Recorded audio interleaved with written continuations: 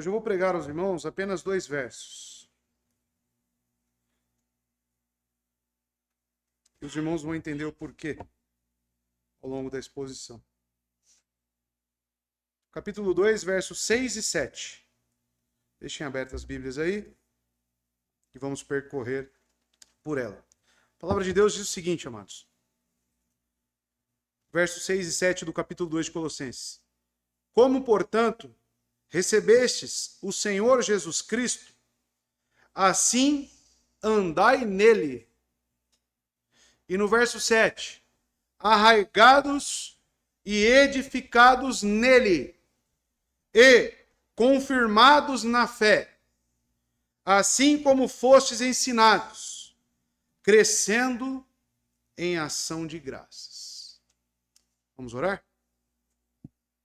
Deus eterno, estamos diante da sua palavra, que tanto tem a nos falar, a nos instruir, a nos fornecer os ensinos infalíveis, como confessamos na nossa confissão de fé.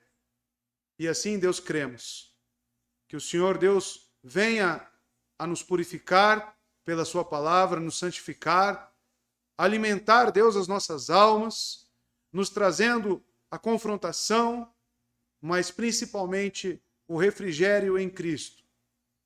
Possamos olhar para o amado Filho e assim desejá-lo ainda mais.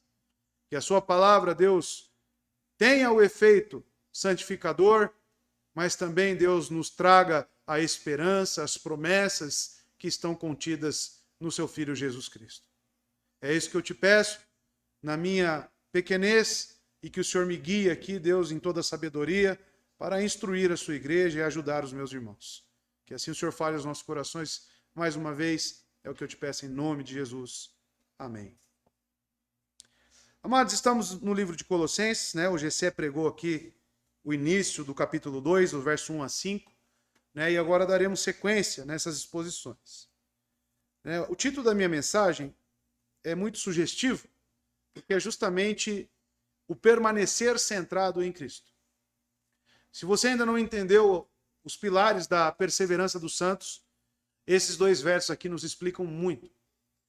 Esses 2 versos nos trazem características cristãs sobre a perseverança. É justamente o que os falsos cristãos não possuem. Então, automaticamente nos confronta, mas também nos consola, por sabermos que fomos alcançados por esta graça e recebemos esta fé, que é fundamentada em Cristo. Bom, apenas resgatando os conceitos básicos aqui de Colossenses, Paulo escreve esta carta preso, dentro de uma prisão em Roma, e ele escreve junto com outras cartas que também são direcionadas na região de Éfeso, de Filipo, e também escreve a carta a Filemão. Então, Paulo está preocupado aqui com esta igreja. Paulo está com o desejo de corrigir falsos ensinos que estavam surgindo na igreja e que Epáfras, um presbítero desta igreja, o informou. Então, Epáfras, juntamente com Paulo, está preocupado com a situação da igreja. Ao fazê-lo, como que Paulo vai lutar? Como foi dito semana passada pelo Gessé, que ele luta, que ele se esforça pela igreja, e até mesmo por pessoas que ele nunca viu. Mas ele visa o reino. Como é que ele faz isso? Apresentando uma descrição clara de quem Jesus Cristo é. Apresentando ele como Senhor do universo. Como vimos no capítulo 1, do verso 15 a 17. Apresentando ele como supremo sobre toda a criação e sobre toda a redenção. Nós vimos isso, irmãos. Do 15 a 17, sobre a criação, onde o verso 17 diz, e ele é antes de todas as coisas, e por ele todas as coisas subsistem. E no verso 18 a 20, fala que Cristo é o primeiro, ele tem a preeminência, ele é o primogênito sobre toda a recriação, sobre toda a nova vida. Tudo é feito nele e por ele. Cristo, então, é apresentado pelo apóstolo Paulo como cabeça da igreja. O único por meio de quem podemos obter perdão. Então Paulo apresenta o único por quem alguém pode existir ou permanecer, seja naturalmente ou espiritualmente. Cristo tem primazia sobre tudo. E é desta forma que ele irá lutar contra os falsos ensinos. Quais são as heresias em geral? Que não entraremos hoje, mas prepararemos o terreno. Porque a partir do verso 8, ele já começará a combater, no capítulo 2, essas heresias. Mas nós já temos aqui algumas, nessa introdução. No próprio verso 8 do capítulo 2, ele fala sobre os rudimentos deste mundo. Ele fala também no verso 23 sobre uma sabedoria, filosofias e práticas ascéticas. Isto é, privação do corpo, tratamento severo do corpo, que é considerado mal, uma espécie de gnosticismo, que nega a natureza humana de Cristo.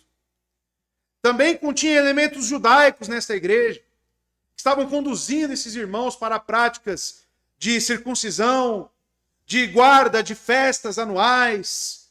Então, um verdadeiro sincretismo religioso nesta igreja. Então, amados, Paulo luta. Paulo luta pelo evangelho. Paulo luta para encorajar os verdadeiros cristãos. E Paulo salienta a extensão da proclamação deste evangelho, aonde ele disse no verso 24 que envolve sofrimento. Ele também diz, amados, no verso 29, que é uma luta. E no verso 1 do capítulo 2, ele de novo diz que está lutando. Ele diz no verso 1 do capítulo 2, porque quero que saibais quão grande luta tenho por vós. E não só por eles, e pelos que estão em Laodiceia. E por quantos não viram o meu rosto em carne, pessoas que nem viram ele, mas que Paulo está orando, que Paulo está se preocupando e está escrevendo esta carta. E amados, esta é a lealdade de Paulo. Este é o que é a força que movimenta o coração dele. E perceba que ele tem um foco cristológico na palavra. E o propósito de Deus fornece essa motivação teológica para permanecer cada um de nós neste curso da caminhada cristã. Então, amados, enquanto o exemplo do ministério sacrificial de Paulo, que está em favor de todos os crentes, e hoje podemos beber desta fonte, inclusive, isso provê motivação pessoal a todos nós em direção ao mesmo fim, que é o nosso encontro com o Mestre. Mas a grande pergunta que eu já deixo a cada um de nós é: como chegar até lá? Como que é essa caminhada? O que é necessário? É necessário perseverança. Paulo certamente recebeu boas recomendações desta igreja. Nós já vimos isso. Ele já ressaltou isso nos versos 4 a 6 do capítulo 1. Vamos lembrar? O verso 4, principalmente. Porquanto ouvimos da vossa fé em Cristo Jesus e do amor que tendes para com todos os santos, por causa da esperança que vos está reservada nos céus. Paulo está falando da fé desses crentes em Colosso, da qual já antes ouvistes pela palavra da verdade do Evangelho. E no verso 6, que já chegou a vós, como também está em todo o mundo, e já produz fruto, como também o faz entre vós. Ou seja, o Evangelho já produzia frutos nesses crentes. Desde o dia em que ouvistes e conheceste a graça de Deus em verdade. Então Paulo já ressaltou como foi o início da caminhada cristã desses crentes. Mas ele não parou por aí. Ele fala agora de como deve ser o meio deste curso. E é necessário, o que eu disse, a perseverança. Então Paulo é ministro deste glorioso evangelho, a qual ele luta com todas as suas forças, e para que apresente todo o homem perfeito a Cristo. Paulo sofre para benefício dos outros crentes. Capítulo 1, verso 28, nós vimos isso. Olha lá, o que ele é ministro deste evangelho glorioso, olha lá, o qual pregamos, advertindo a todo homem e ensinando a todo homem em toda sabedoria, para que apresentemos todo homem perfeito em Cristo Jesus. O sentimento de qualquer pastor verdadeiro deve ser este, de labutar, de se empenhar para que haja aperfeiçoamento cristão na sua fé. E sabemos, amados, que isso ocorre através de Cristo. Mas Paulo, ele diz que é pregador deste evangelho, porque se preocupa com essas almas. Então a necessidade, irmãos, que existe nesta igreja, com esses falsos ensinos, com esses ataques, com esses rudimentos do mundo, está abalando a perseverança dos santos. Está, de certa forma, colocando obstáculos para esses crentes. E Paulo os encoraja a permanecerem com foco, com constância. E é isso que veremos nos versos 6 e 7. Como deve ser a nossa permanência, o nosso labor diário. E entramos no verso 6. Utilizo agora João Ferreira de Almeida com os irmãos. Portanto, assim como recebestes a Cristo Jesus, o Senhor, assim também nele andai. Perceba que a primeira palavra, nós temos aqui uma pequena conjunção, portanto, e isso estreita a relação com a sentença precedente, principalmente o verso 5, que eu quero ler aos irmãos, para os irmãos lembrarem, onde ele diz, porque ainda que esteja ausente quanto ao corpo, ainda estou convosco em espírito. Paulo está orando. Paulo está preocupado. Paulo ele não vive para si mesmo. Paulo tem nele o mesmo sentimento que houve em Cristo. E ele está dizendo isso. Por mais que ele não esteja presente, em carne, né? Ao corpo, ainda estou convosco em espírito. Como? Regozijando-me e vendo a vossa ordem e a firmeza da vossa fé em Cristo. Mais uma vez. Aqui tinham crentes verdadeiros nesta igreja. E essa sentença agora, do verso 6, se conecta a isto. Então ele ressalta a ordem, a firmeza da fé desses crentes em Jesus Cristo, porém ele acrescenta, portanto. A primeira oração aqui afirma de forma sucinta, irmãos, o argumento teológico fundamental da epístola para este ponto. Jesus Cristo sendo o Senhor e tendo este senhorio, é o que nós teremos base para como caminhar. Entenderemos o que é esse senhorio, que é acrescentado no próprio verso 1. A segunda oração, amados, então, resume os comandos e advertências específicos que se seguem. Temos que viver nele, nos desenvolver nele. Apenas, amados, significando então nosso pensamento e nossa conduta, viver sobre um senhorio de Cristo. Pois é justamente o que ele acrescenta. Assim como recebestes a Cristo Jesus, o Senhor, e isso que ele diz é o que fundamenta eles estarem firmes na fé. Ele diz, assim como recebestes a Cristo Jesus, o Senhor. E esse ponto, ele é enfatizado na maneira de Paulo descrever Cristo. Ele diz, no grego, Christon Iesos ton kurion, que significa, literalmente, o Cristo Jesus, o Senhor. E percebam que a versão mais fidedigna é para colocar aí um artigo definido, o Senhor. Ele diz, Cristo Jesus, o Senhor. É assim que está no grego. Paulo, então, ele está destacando isso. Paulo exibe considerável variedade nesta forma, né, de usar 3 títulos aqui para Jesus Cristo. Cristo é um. O Iesos, Jesus é outro.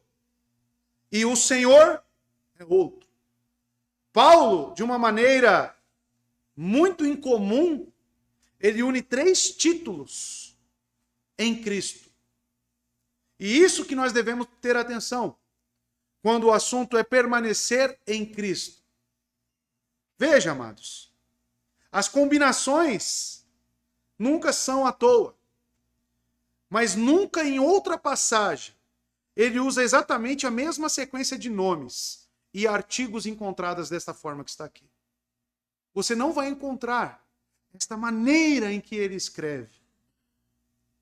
E ele diz, este Cristo, Jesus, o Senhor, que esses crentes o receberam.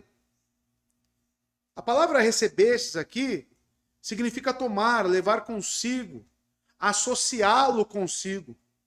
É a ideia de um companheiro, realmente. Estar presente, estar junto. Esse recebestes aqui é uma caminhada. É algo intrínseco do cristão. E Paulo escolhe justamente este verbo, paralâmbano, receber.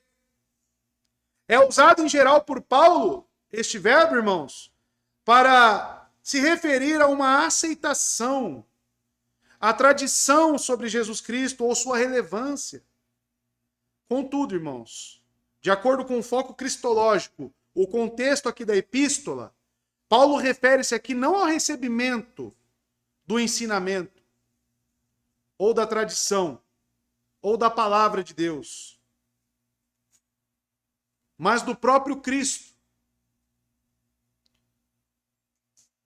Essa é a única ocorrência aqui, amados, que Paulo utiliza para falar sobre um objeto pessoal, que é Cristo. Então ele está querendo dizer aqui o receber ensinos apenas. Ele está querendo dizer que esses crentes receberam a pessoa do próprio Cristo. É o objeto da fé dos cristãos. Não é ter um conhecimento apenas, receber os ensinos, receber a tradição, receber de pai para filho. Não é isso. Este receber que ele está colocando dentro do propósito cristológico que nós estamos saindo do capítulo 1, onde ele exalta a pessoa de Cristo. Então ele está se referindo não a uma tradição, ele está se referindo ao próprio Cristo, a qual ele se tornou ministro e a qual ele disse que é o mistério. Estão lembrados? Que ele é o ministro deste mistério. Quem que é o mistério? O próprio Cristo. Deixa as crianças, irmãos, olhem para mim aqui, presta atenção aqui. Deixa as crianças chorar lá. Presta atenção na palavra. Presta atenção na palavra, olhe para as escrituras. Porque você deve se preocupar se você recebeu o próprio Cristo. Se você está firmado e fundamentado nele. A frase, então, receber aqui, amados, é como um objeto pessoal. Pelo menos nesse versículo, não é apenas uma questão de acreditar na pessoa dele. Envolve também um compromisso com o ensino apostólico sobre ele, quem ele é. Qual a relevância de Cristo para nós? É isso que ele está querendo dizer com receber. Essa tradição a qual os colossenses ouviram, de Epáfras, que vimos no verso 7 e 8 do capítulo 1, estão lembrados? Olha lá, como aprendestes de Epáfras. Foi um ensino, mas foi além de um ensino. Eu vejo muitos crentes que têm dificuldade, amados, na sua caminhada cristã. Muitos não conseguem permanecer. É só questão de tempo. Mas por que isso se sucede? Porque muitos que frequentaram o nosso meio, passaram anos conosco, de um momento para outro abandonam. Mas não abandonam esta igreja. Abandonam a fé completamente. Por quê? Porque eles talvez foram ensinados, como esses crentes em Colossos, que diz o verso 7, aprendestes de Epáfras. Epáfras pregou a eles, ensinou sobre Cristo. Mas agora Paulo está falando no capítulo 2 sobre receber. Não mais ensinos, mas o próprio Cristo. Este que tem supremacia sobre a criação, este que tem supremacia sobre a redenção. O relacionamento entre os crentes e Cristo é um relacionamento pactual, irmãos. É um relacionamento com uma pessoa. É um relacionamento onde nós recebemos a própria pessoa de Cristo. E se você ou eu não estivermos fundamentados nesta pessoa, se a sua fé não for como este receber o próprio Cristo, você não chegará até o final.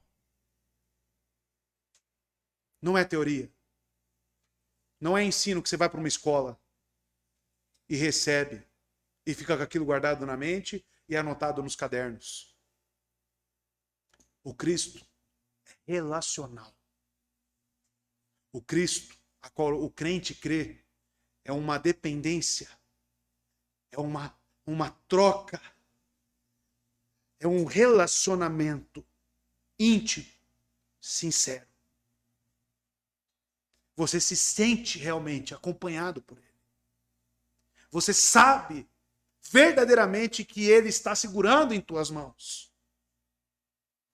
Ele não só efetuou a obra na cruz. Não se esqueçam, todas as coisas subsistem nele. Quem dirá os crentes que nasceram de novo nele? Receber o próprio Cristo é como Paulo diz em 1 Tessalonicenses 2,13. Leia aqui comigo, irmãos. Veja. Também agradecemos a Deus sem cessar o fato de que, olha, era motivo de gratidão para Paulo em suas orações.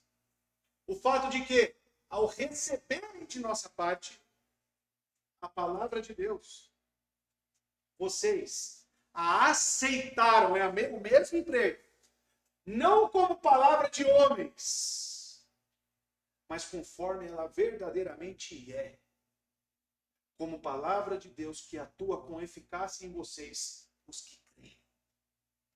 Quando Hebreus diz que a palavra de Deus é viva e eficaz, correto? Por que ela é viva? Porque ela apresenta um Deus vivo. Porque a palavra de Deus apresenta um Cristo real. E não um Cristo subjetivo.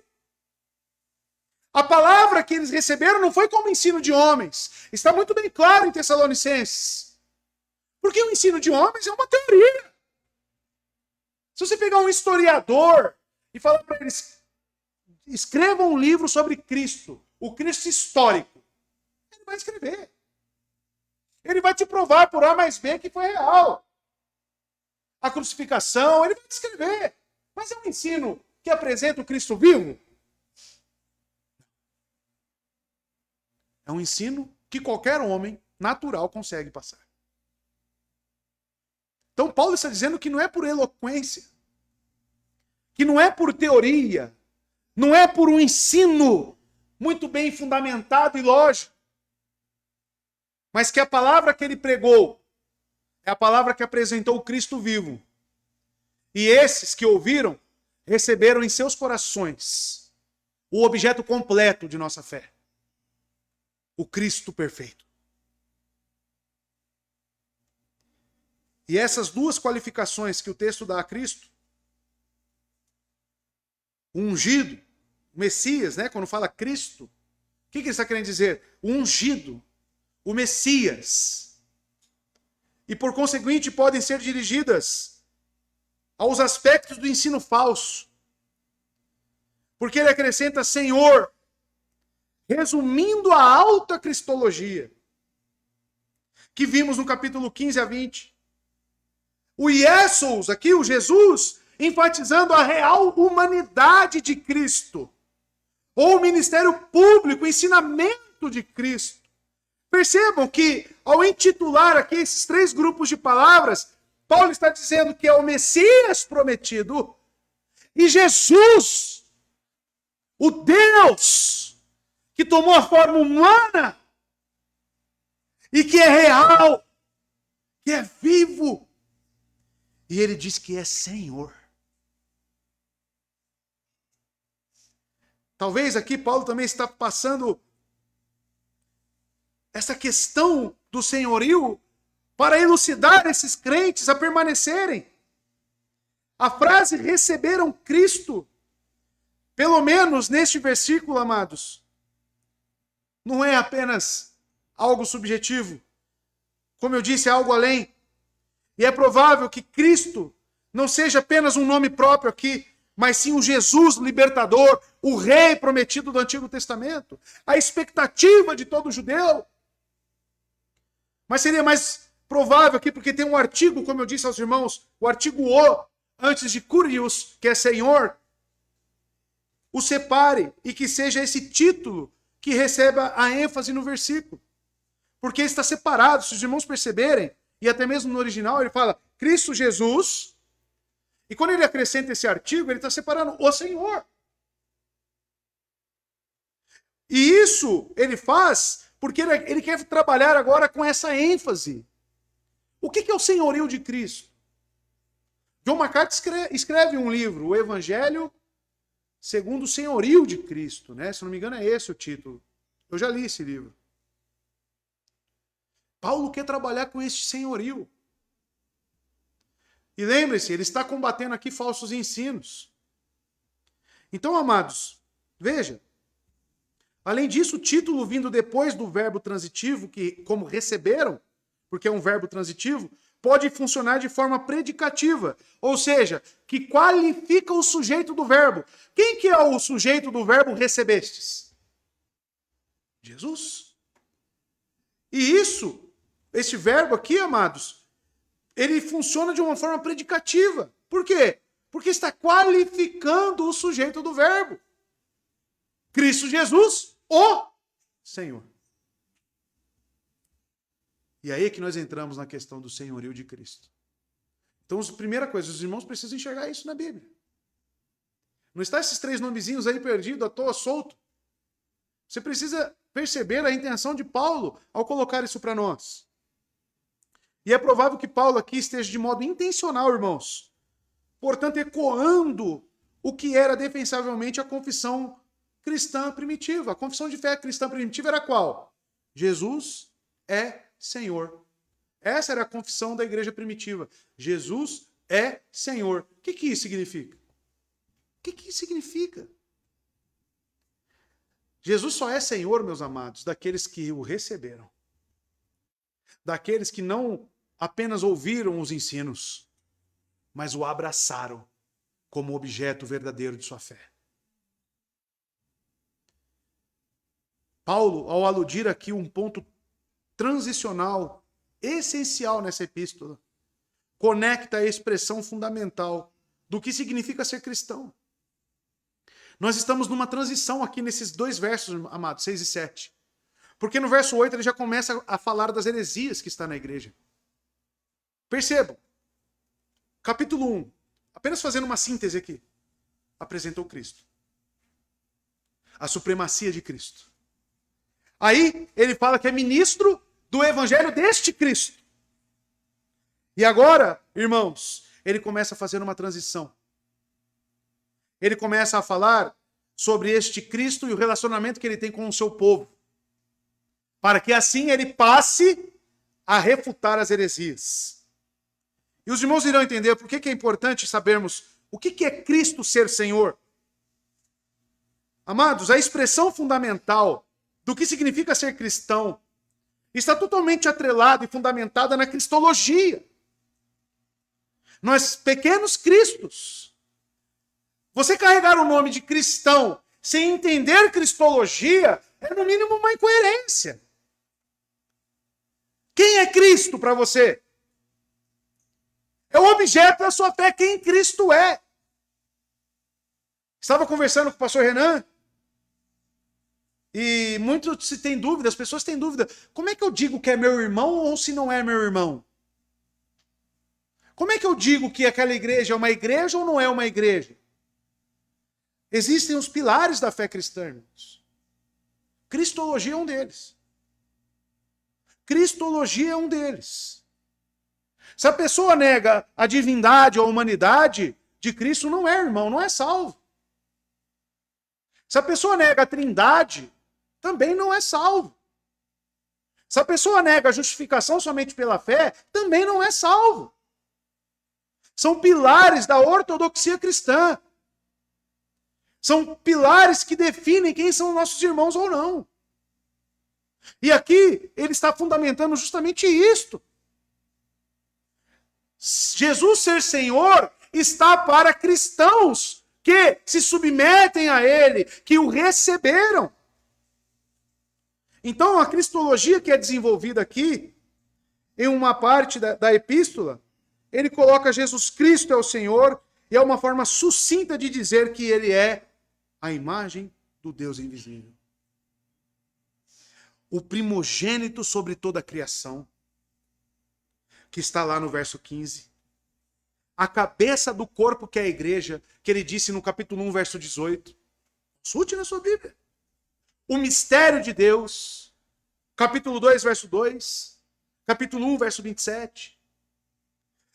E o repositório de toda a sabedoria e conhecimento, capítulo 2, verso 3.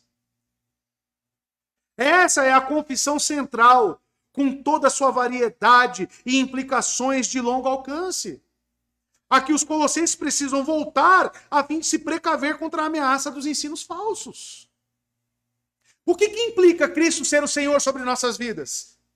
Tudo isso que Paulo apresentou, a imagem do Deus invisível, o primogênito de toda a criação, o cabeça da igreja, a fonte de toda sabedoria e conhecimento.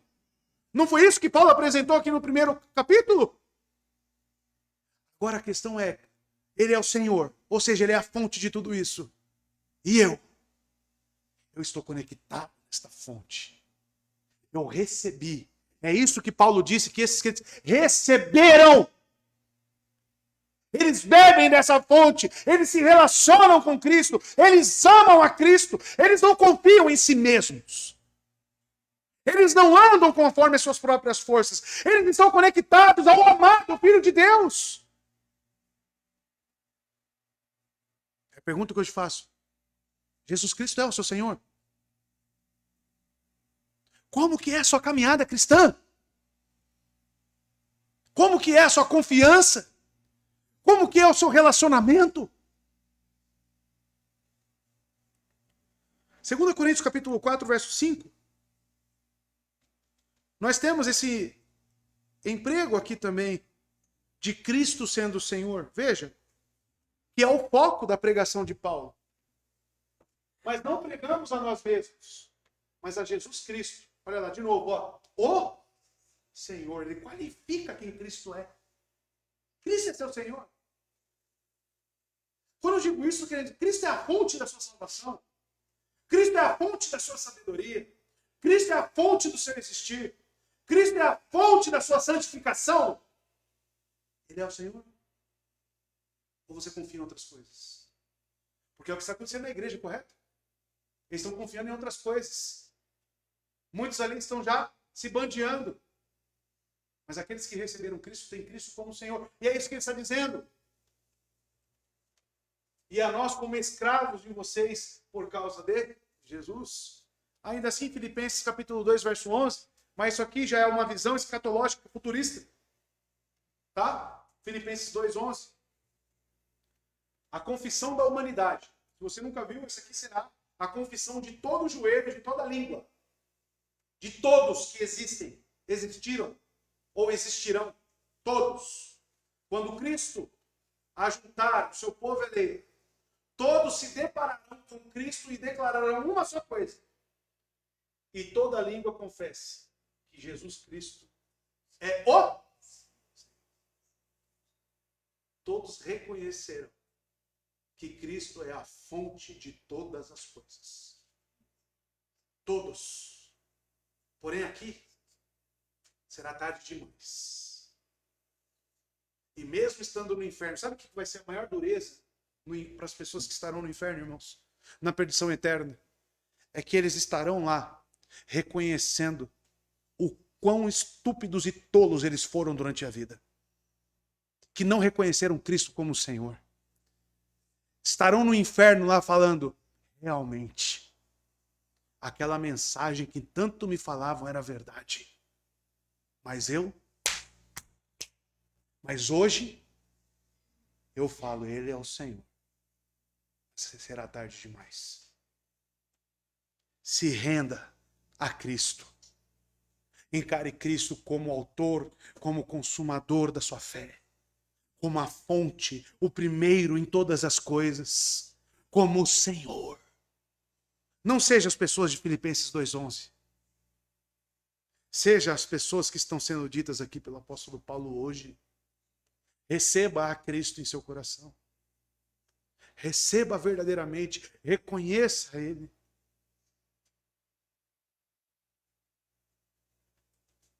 Só que não para por aí. O verso 1 ainda tem um complemento. Porque ele diz, portanto, assim como recebestes a Cristo Jesus, o Senhor.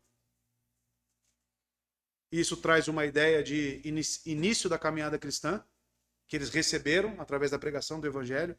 Agora Paulo diz, assim também nele andai. E aqui eu falo a crentes agora. Assim também nele andai. E você pode marcar, porque esse andai aí, que também é um verbo, da palavra peripateu, é um verbo imperativo. Ou seja, uma ordem.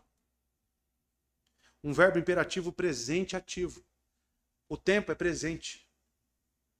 A ação, ela é contínua. A ação não foi feita no pretérito, no passado, e encerrada lá. Não é futura também. Ela é presente, ela é contínua. É um andar contínuo.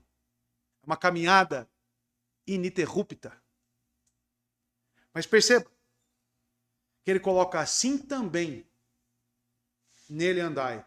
Ele está fazendo um certo comparativo com, assim como vocês receberam Cristo como o Senhor, você também deve permanecer assim, da mesma forma que você recebeu, andando nele. E é aqui que muitos se perdem. O sentido é, parafraseando, Colossenses, não se deixe enganar, que a vida de vocês, seu caminhar, sua conduta, continue a estar em harmonia com o fato de que vocês aceitaram a Cristo Jesus, o Senhor. Em outras palavras, você caminha como Cristo sendo o supremo sobre toda a criação? Você caminha como sendo Jesus o Senhor, o cabeça da igreja? Você caminha sendo Cristo a fonte de toda sabedoria e conhecimento? Ou você arroga todas essas coisas para si?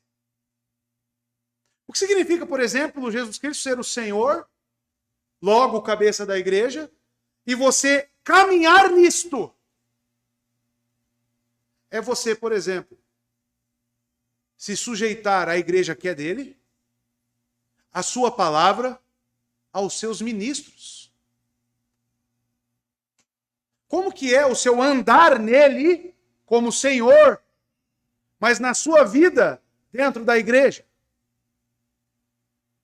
Você respeita os ministros? Você ouve o que eles aconselham? Você ouve a sua palavra, os ensinos que na igreja dele é transmitido, que são bíblicos? Como que você anda nisto? Os crentes são muito relapsos, que pensam que apenas, recebi a Cristo, estou guardado nele. Ok, isso não deixa de ser verdade. Mas veja, assim também nele andai. E é imperativo, tá? Repito, está no imperativo esse verso. Como que você pode caminhar em santificação, almejar a santidade, como esses aqui estão propondo, esses falsos mestres? Se prive disso, faça aquilo outro, e assim você será santo. Onde que Cristo entra nisso? Isso não é caminhar nele. Então, amados, Paulo está dizendo, vocês o abraçaram com uma fé viva. Isso foi muito colocado de maneira que na maneira como foram instruídos, no verso 7, como Epáfras ensinou. Mas, amados, com os verbos aceitar, receber e continuar a viver, no início e no fim, respectivamente, e as referências a Cristo, a saber, Cristo Jesus, o Senhor. Não perca isso de mente. E nele, ao centro, note a posição deste avanço. Porque existe um avanço, o verbo é andar. Andai nele. Parece estranho, né? Como é que eu ando dentro de algo que me parece fixo, estático? É justamente isso que ele está querendo dizer. Porque Cristo habita em nós. Nós estamos nele. E ele em nós. É isso que ele prometeu aos discípulos quando estava prestes a entrar na crucificação. Eu vou, mas vocês não ficarão órfãos. Não ficarão órfãos. Andai nele. Então, amados, ele é o centro. Tudo recai sobre ele, repousa sobre ele. Demonstram que toda a ênfase recai na necessidade de se apegar a Cristo como seu Senhor. Como todo suficiente, como o Senhor cujos mandamentos devem ser obedecidos e cuja palavra deve se confiar. É por isso que o autor de Hebreus diz, encorajem-se, exortem-se mutuamente, diariamente, de modo que não haja entre vós nenhum coração endurecido. O que é um coração endurecido? Qual que é a característica de um coração endurecido? Alguém que não está recebendo a palavra de Deus. Alguém que está resistindo. Alguém que está duro. Essa pessoa está andando nele? Não está andando nele. Não está andando nele. Nós precisamos, como crentes, andar nele. Ter a atitude que tem nele. Ter os sentimentos que tem nele. Você almeja isso, confia nele, é isso. Se ele é seu Senhor, recorra a ele por graça e misericórdia. Isso é o que implica o senhorio de Cristo, irmãos. E eu pergunto mais uma vez, Cristo é o seu Senhor? Como é que eu sei disso? Você tem andado nele? Tem andado nele? Paulo diz que o mesmo fator de confiança que tivemos quando ouvimos sobre o Evangelho da Salvação. Agora eu quero que você lembre. Quando você ouviu do Evangelho. Quando aquela palavra fez sentido para a sua vida. Ressignificou tudo para você. Você foi e agarrou aquilo. Como Pedro. Para onde ireis? Se só tu tens a palavra de vida. Pedro agarrou. Pedro recebeu. Pedro se firmou e não soltou mais. Ele disse, Senhor, é o Senhor. Tudo se trata do Senhor sobre a minha vida. Assim é o crente. O crente, ele se apega a esta fé. O objeto da fé é Cristo Jesus. Ele pode pecar, ele pode cair, ele pode estar numa fase negra na sua vida, mas o objeto da sua fé está ligado. É Cristo. É Cristo, o Supremo. Sobre tudo e sobre todos. Mas não para por aí. Porque uma coisa é isto. Outra coisa, que deve se continuar com base nisto, é a caminhada. Digamos que aquele sentimento que você teve quando ouviu do Evangelho, e tudo começou a fazer sentido, ele tem que se perpetuar todos os dias da sua vida. Você tem que se converter todos os dias. Você tem que acordar e já almejar a Cristo. Você tem que acordar e viver dia após dia, querendo este Cristo. Porque ele é o seu Senhor, a fonte de tudo. Da sabedoria, o cabeça da igreja, de toda a paz, de todo entendimento. Tudo. Tudo é centralizado Deus concedeu a Cristo a primazia sobre tudo. E você quer andar desgarrado dele. Você pode até andar, mas um dia você vai dizer como Filipenses 2. Ele é o Senhor. Mas será tarde demais. Percebam a palavra continuem, que tem a intenção de trazer à tona a relevância. Nesse lugar, de forma presente do verbo imperativo. Como foi dito, a classificação, né, do andai. Que significa caminhar, progredir. Algo contínuo, né? Continue, andem. Prossigam. Paulo diz a eles, na verdade, para permanecer onde estão. Não darem ouvidos a essas coisas. A palavra nele tem um sentido local usual. Conduzam sua vida como se estivesse incorporada nele. E como é que funciona isso? Tem um texto que eu gosto muito, que me ajuda neste caminhar nele, que eu aplico constantemente. Lá em Filipenses, volta um pouquinho aí. A minha Bíblia é só uma folha. Vira uma folha só. Eu já caio em Filipenses. Capítulo 4, verso 8. O mesmo autor. Quanto ao mais, irmãos, ele diz, tudo que é verdadeiro. Anote essas palavras, verdadeiro. Tudo que é honesto. Honesto. Tudo que é justo. Tudo que é puro. Tudo que é amável. Tudo que é de boa fama. Se há alguma virtude e se há algum louvor, elogio, nisto pensai. As suas atitudes passam por este crivo? As suas palavras e pensamentos passam por esse crivo? O teu celular e as coisas que você acessa passam por esse crivo? Você tem caminhado nele? Você tem desejado pelo menos isso? Quando a igreja propõe, irmãos, para que todos juntos orem e leiam a Bíblia todos os dias, é visando o quê? Andar nele. É realmente pensar no que é puro, ter a palavra de Deus em nossa mente. E você tem andado no que é puro, no que é honesto, no que é amável, no que é justo? A sua vida tem andado nisto? Se você está nele, ele é a fonte de toda justiça. Ele é a fonte de toda santidade. Vocês entenderam na prática o que é andar nele? E não é algo que depende de nós, é algo que isso é gerado em nossos corações por ele próprio, por ser o nosso Senhor. A disposição, vocês viram lá em Êxodo, da oferta, foi colocado um espírito e moveram eles a ofertar. Assim acontece com o crente, quando nasce do alto. É gerada uma nova disposição. E que disposição é essa? De querer tudo que é verdadeiro, tudo que é honesto, tudo que é justo, tudo que é puro.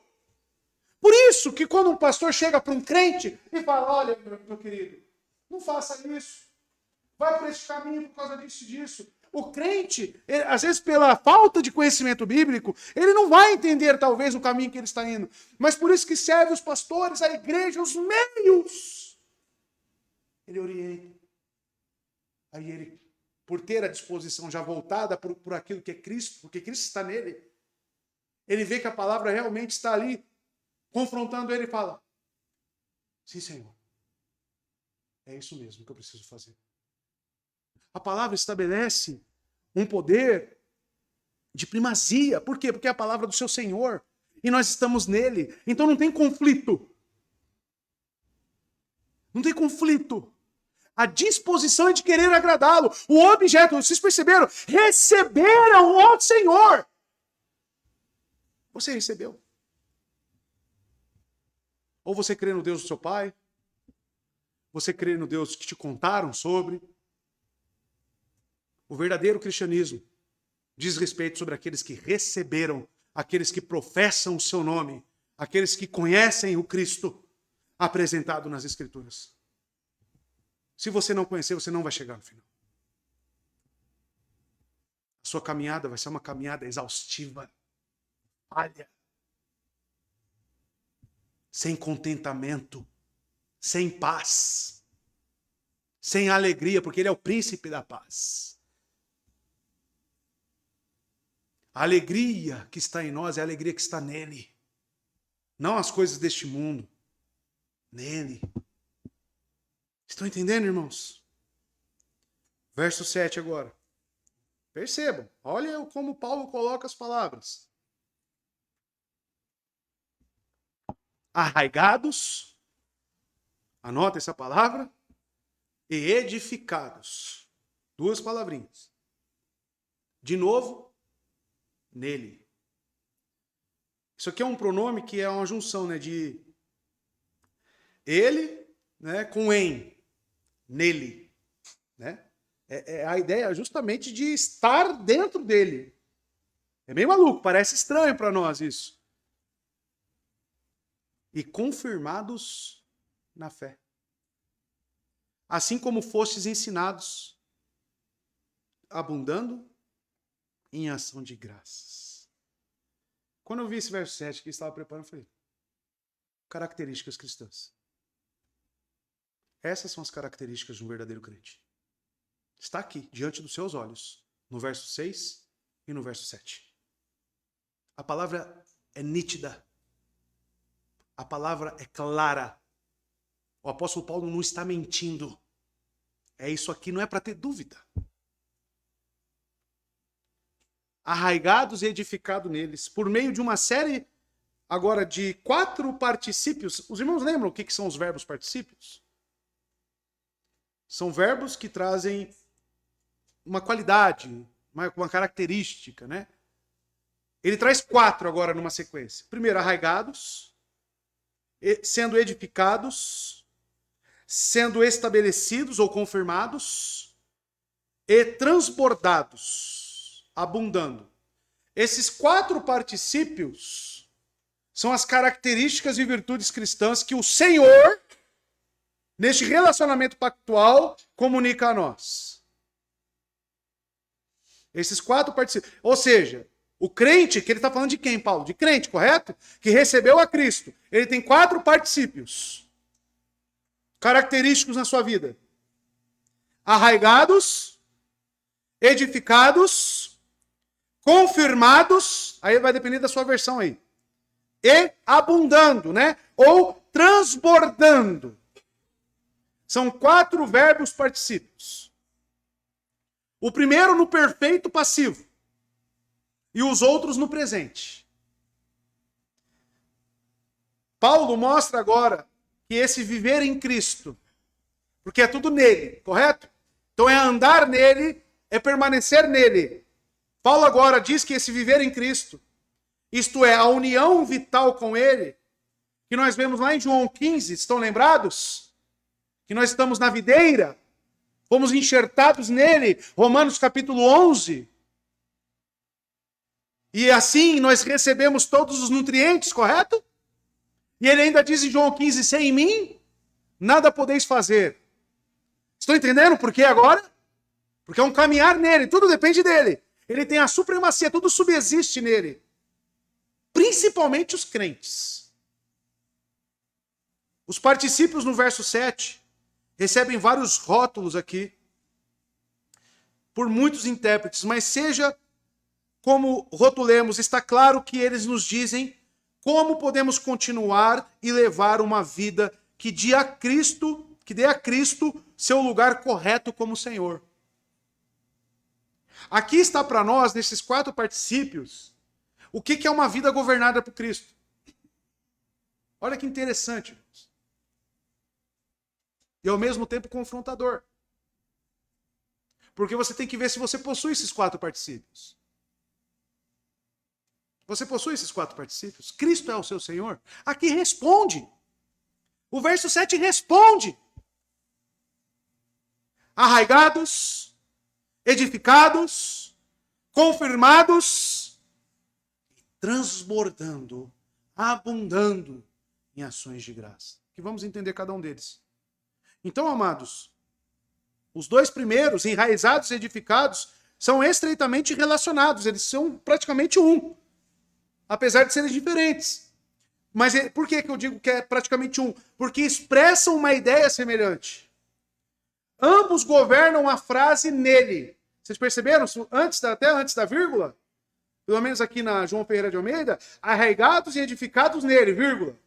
Então é a primeira frase ali. E o que governa essa primeira frase? Essas duas palavras. Que vem do grego riso e epoikodômeo, que é arraigados e edificados. A primeira, arraigados, significa tornar firme, enraizado. Este é um verbo particípio, como eu disse aos irmãos, mas é um particípio no tempo perfeito, tá? E está na forma passiva. Esses verbos aqui é tudo passivo. E isso demonstra o que para nós? Que todas essas características são comunicadas a nós. Não é nada que eu gere. Eu vou ficar agarrado em Cristo. Arraigado. Como se a perseverança dos santos dependesse de você ou de mim. Esse arraigado, esse edificado também, que vem de um crescimento, depende do senhorio dele. Tudo depende dele. Então, amados, veja as características cristãs. Com certeza, enraizados e edificados conotam aqui associações metafóricas diferentes. O verbo riso é evidentemente tirado do mundo da agricultura, tá? Esse enraizado vem de uma ideia de agricultura, é uma forma metafórica mesmo. E é evidente, então, que é tirado da agricultura e edificados. Igualmente, claro, é uma metáfora de construção. Onde o próprio Pedro utiliza, né? Dizendo que nós somos pedras vivas, né? Que fazem parte dessa grande construção, que é o corpo de quem? De Cristo. E o fundamento, que foi lançado pelos apóstolos, a palavra, nós somos edificados em cima disso. E Cristo é o quê? A pedra angular, é o que dá esquadro, é o que dá alinhamento para todas essas coisas. É justamente aqui as palavras que encontramos de uma forma metafórica, né? Esses particípios juntos, vejam só, irmãos, enfatizam que os cristãos podem levar uma vida que exemplifica, que fica nítido, o senhorio de Cristo, apenas permanecendo como ramos, firmemente ligados à vinha em que Deus mesmo os colocou. João 15. Porque lá em Mateus capítulo 7, muitos chegaram, Senhor, Senhor, profetizamos, fizemos isso, fui da igreja, fui daquilo outro. Ele diz, apartai-vos de mim, eu não vos conheço. Por quê? Ele conhece os que são seus. Ele conhece quem está nele. Ele conhece quem ele está alimentando. Ele conhece quem ele está enraizando. Ele conhece quem ele está edificando. Mas isso significa que o crente não sabe disso? Claro que ele sabe. Isso significa que as pessoas ao redor não dá para ter uma noção disso? Claro que dá. Claro que dá. O senhorio de Cristo na sua vida tem te edificado? E tem te enraizado nele? Você tem sofrido essa ação do próprio Cristo? Ou você tem um sentimento que daqui a pouco parece que você vai abandonar ele? Pense seriamente. Qual que é a possibilidade de você se ver apartado de Cristo? Existe? Eu respondo por mim. De jeito maneira. Então, amados, quando eu disse que é altamente confrontador, é porque é. Porque é. Paulo está dando a esses colossenses a firmeza da fé, apresentando para eles, para que eles consigam combater o quê? Os falsos ensinos. Mas você tem dúvida de que muitos nessa igreja se enveredaram por falsos ensinos? Como a igreja de Hebreus se debandearam? Hebreus 6 é o quê? aqui está claro para nós o que explica Hebreus 6. Fizeram parte aqui dos nossos, experimentaram, se fizeram participantes, receberam a boa palavra, mas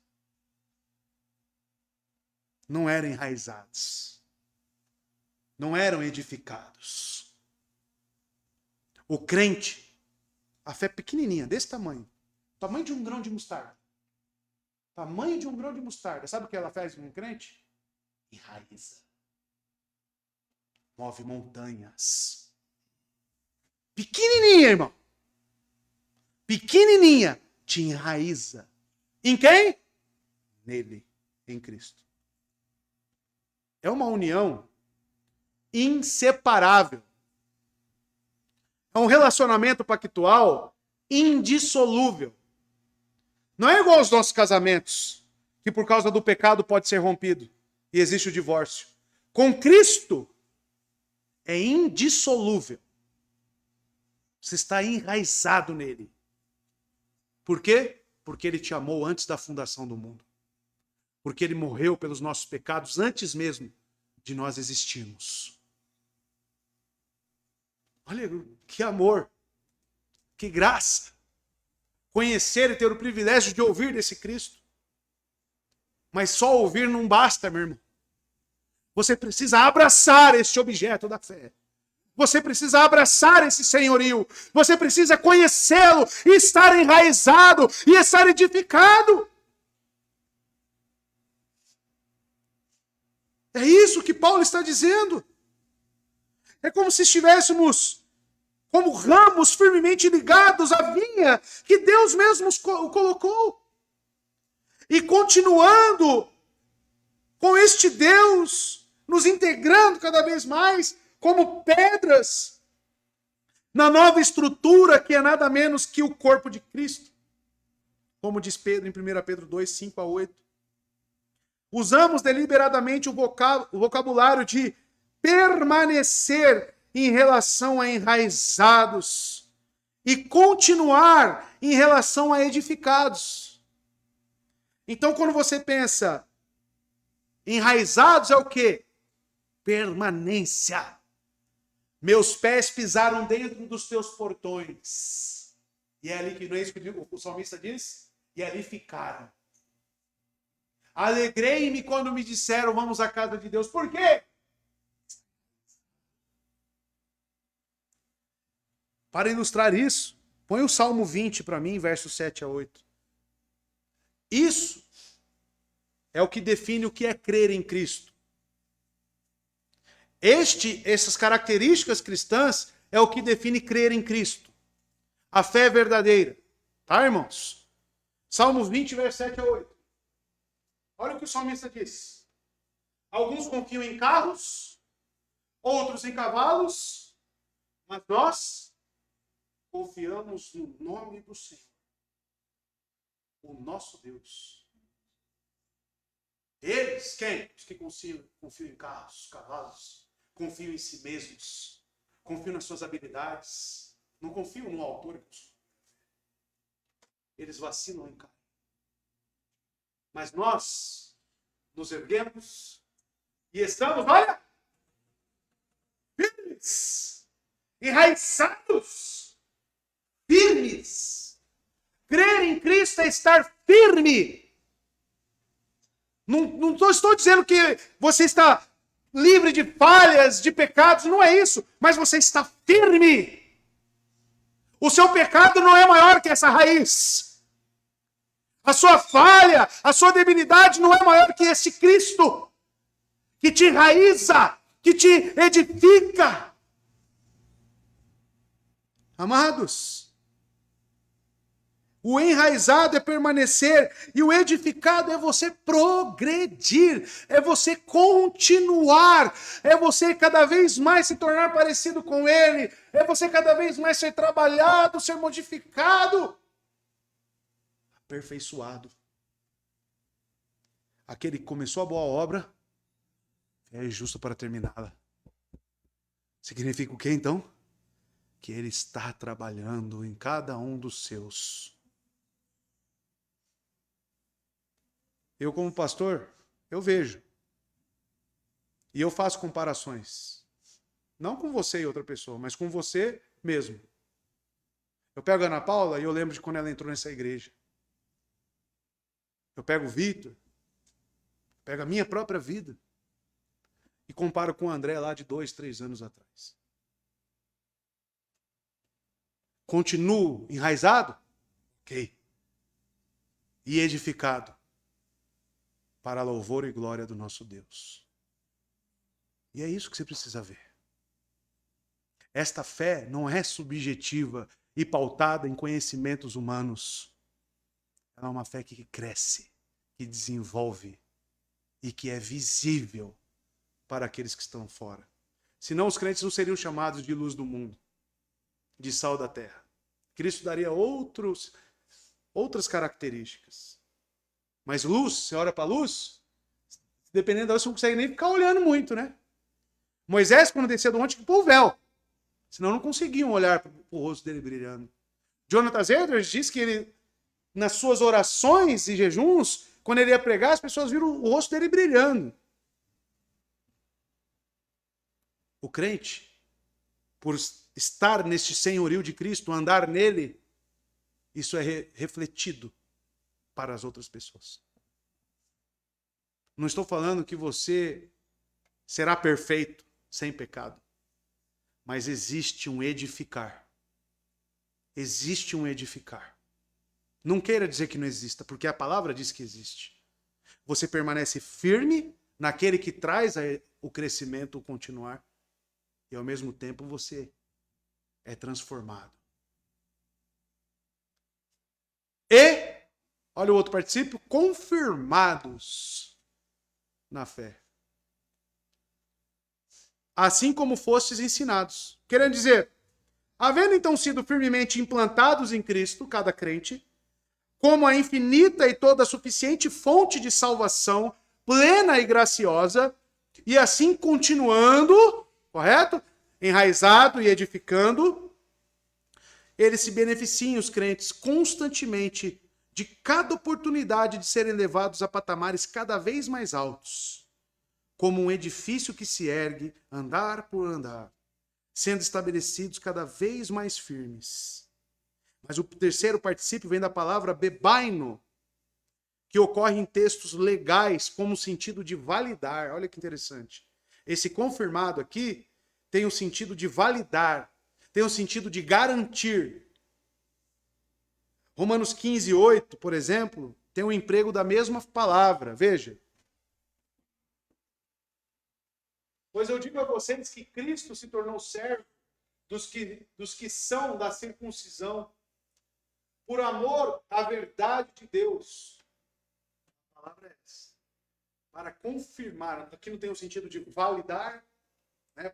Para ratificar as promessas feitas aos patriarcas, ou seja, tudo que aqueles que creram antes mesmo de Cristo vir a esta terra, creram nas promessas. E quando se cumpriu, então, Deus fez o quê? Confirmou aquilo que ele falou aos patriarcas. Infalível. E agora Paulo está dizendo que os crentes que estão enraizados e edificados, eles são confirmados na fé. O Espírito testifica ao nosso espírito que somos filhos de Deus. É notório, é perceptível. Existe a confirmação. Tá?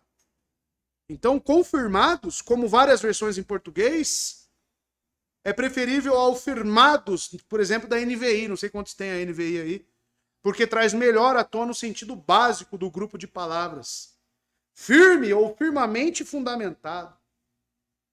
Paulo, com esse particípio, que é um verbo no particípio, repito, resume o que espera que aconteça como resultado dos dois primeiros, que são enraizados e edificados. Então, cada vez mais enraizado e cada vez mais edificado, você é confirmado. Você tem certeza. Por isso que eu falo para alguns cristãos, para alguns jovens, você é neófito na fé. Por que o neófito na fé não pode ser pastor? Correto? Ele precisa ser confirmado. Eu falo para os jovens, vai entrar no casamento? Você precisa ser confirmado, você precisa ser testado, você precisa ser enraizado, você precisa já estar edificado. Você precisa ter certeza da sua salvação. Para depois não colocar outros em problemas. Então, se você não tem certeza da sua salvação, nem casa. Nem casa. Aguarda você ser confirmado. Porque depois vem filhos. Você já entra no casamento para ter filhos. Então você precisa ser enraizado, edificado e confirmado. Como diz o apóstolo Paulo. São características cristãs, irmãos. Então, é isso que ele está nos dizendo.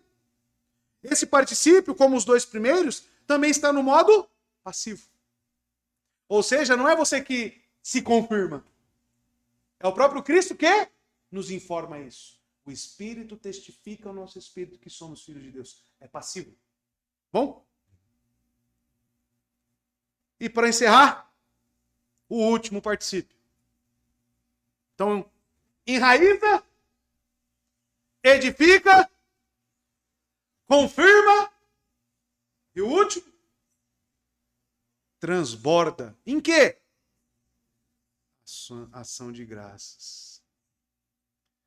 O momento, só para exemplificar isso para os irmãos, o momento que nós temos de ofertas voluntárias é o momento que nós denominamos, conforme o princípio regulador do culto, né? Momento de ações de graça. Pergunto a você. Nem vou abordar ainda, mas só pergunto a você. É normal um crente enraizado, edificado, confirmado, não ofertar ao Senhor? Não ter atitudes de ações de graça? É normal. Por isso que Paulo chama de graça. Crescei nesta graça também.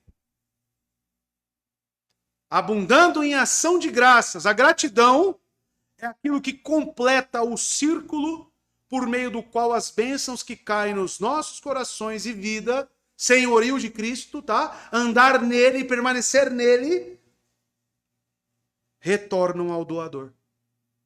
Lembra que eu falei que aqueles que são alvos da graça respondem a ele favoravelmente? É gerada uma nova disposição, eis uma delas. Gratidão. O que move, sabe qual que é o combustível do crente? Olhar para a cruz, saber que não é merecedor de tamanha graça e caminhar sendo grato a Ele. O que me move a abandonar tudo e a viver pelo Evangelho? O que Cristo fez por mim. A gratidão que Ele colocou no meu coração, porque é passivo também. Ah, vou ser grato. Não. É Ele que gera isso em nós. Amados, nós respondemos, assim como todas as bênçãos que caem sobre nós, por estarmos nele, elas retornam. Como? Em obediência à sua palavra. Em gratidão. Em amor aos seus. Pedro, tu me amas? Apacenta as minhas ovelhas. Gratidão. Amados, isso é uma adoração interminável, amorosa e espontânea. Sabe o que você vai fazer no céu? Passar eternamente sendo grato a Deus. Mas você já está salvo. A palavra diz que aqueles que creem já estão salvos. Por isso que você tem que ser grato. Salvação está para a gratidão e reconhecimento da graça que nos alcançou. Por isso que nós estamos reunidos como igreja para adorá-lo. É por isso, é por gratidão. Não é porque você, quero ir, eu não quero ir. Não, é resultante da graça. Estar na igreja cultuando a Deus. É resultante da graça. Eu vou para a igreja porque é um momento de alegria, onde realmente eu vou cantar ao meu Senhor, onde eu vou expressar isso que eu sinto por Ele, que Ele tem me dado. Agora, muito estranho é a camarada, moça, o homem, quem for, que rejeita isso. Já pensou chegar para Noé? Noé, não oferece mais sacrifício a Deus, não. O que Noé ia falar para você? Você tá maluco? Chegasse para Davi, Davi, não sobe mais lá no templo, não vai adorar, não. Não, fica na sua casa, você tá com dor de cabeça. O que ele ia falar para você?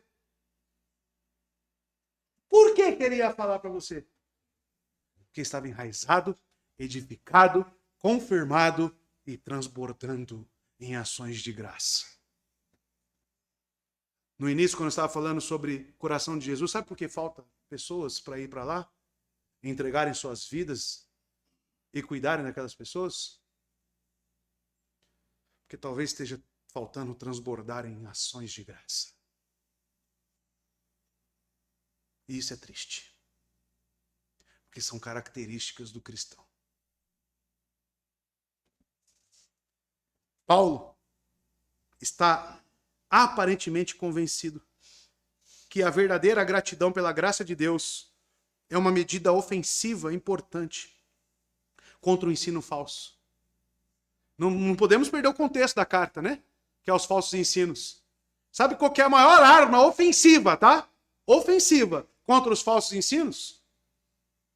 Como é que eu vou confiar nos rudimentos do mundo, sendo que o meu Senhor é Cristo? E o meu coração é grato a Ele porque Ele me fez. É isso que nos fundamenta. Não é o seminário que você cursou. Isso pode te ajudar. Mas um crente enraizado, confirmado, edificado, que transborda em ações de graça para com o seu Senhor, dificilmente ele vai abandonar Ele, o Supremo, o primogênito, para olhar para homens e rudimentos do mundo, pensando que aquilo vai te trazer alguma coisa. Olha como Paulo conhece a Cristo. Olha como ele blinda os verdadeiros, lembrando quem que é o autor e consumador da fé deles. Lembrando quem Cristo é, o objeto da fé deles, que é o mesmo que o nosso. Esta é a maneira ofensiva, importante contra o ensino falso. Aqueles que são pais, você não tem que só inculcar a palavra, mas você tem que incentivar seu filho a conhecer este Cristo, a clamar este Cristo, para que ele se apresente a ele. E não só ser alguém que conhece. Decora aí, filho, Salmo. Salmo número 42. Aí o filho vai lá e cita tudo. Só isso não basta. Eles precisam ser enraizados, edificados, de forma passiva, porque depende do senhorio de Cristo. Confirmados e transbordarem em graça. A alegria mais plena que podemos ter em vida, eu acredito que é um filho que transborda em graça ao Senhor Jesus. Se um dia Deus me agraciar com um filho, uma coisa que já está nas minhas orações é que ele transborde de ações de graça a Cristo. Ver o meu filho amando a Jesus. Vendo meu filho ir para onde for para pregar o evangelho, vai ser uma alegria. Mesmo que ele coloque a vida dele em risco, mas é por uma boa, excelente, gloriosa causa. E por um motivador que é o mesmo que o meu. E não é porque eu sou pastor, não. Porque ele está falando aqui por crentes. E às vezes nós criamos nossos filhos só para serem intelectuais.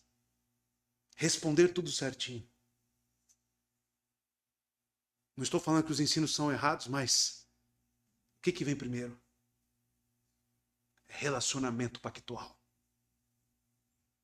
E eu quero encerrar com o Salmo 116, verso 12 a 14, que eu vou ler aos irmãos.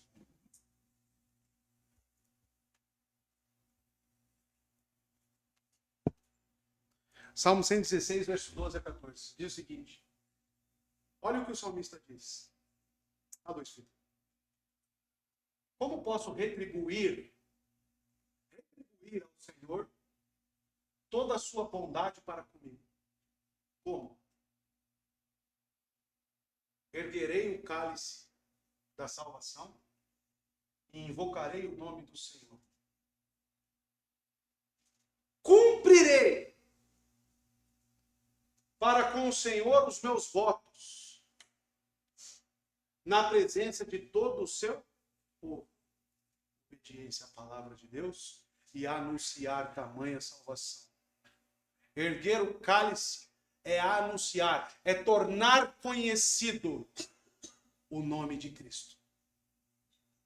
Estar aqui é resultante da graça do Senhor para aqueles que estão enraizados, edificados e confirmados. Não é enfadonho para um crente, tem que ir para a igreja. Irmão, estava lá em Sete Lagoas, estava com saudade dos irmãos. Mas um momento que deu uma tranquilidade no coração foi quando eu estava na igreja. E aquele canto, a igreja ela é grande, dá aquele eco, né? Já penso que estou no céu. Assim, né? Mas é confortante. Ainda mais ver que em outro estado, Deus também tem pessoas que professam a mesma fé que eu. Que também estão enraizados, que também estão sendo edificados e confirmados. E ver a obra de Cristo é lindo. É lindo. E é ali onde eu recebi alguns momentos de força. Mas aqui não é diferente.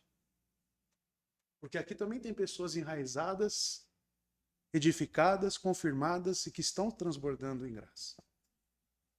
E estar aqui, cantar e adorar o nosso Deus em comum acordo é maravilhoso. Que Deus abençoe meus irmãos e possamos crescer nisto.